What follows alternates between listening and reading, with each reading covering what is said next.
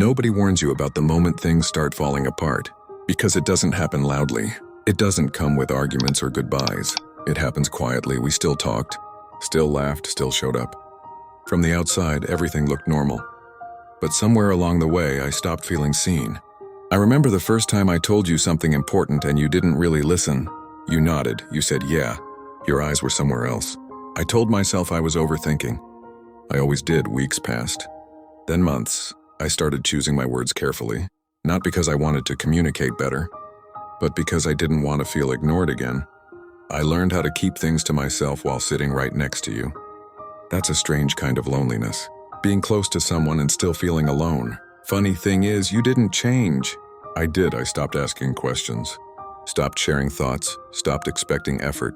I became easier to be with because I asked for less. And one day you said, "You've changed." I smiled. Because how do you explain that shrinking yourself was the only way to keep things peaceful? The hardest part wasn't losing you. It was realizing I lost myself first.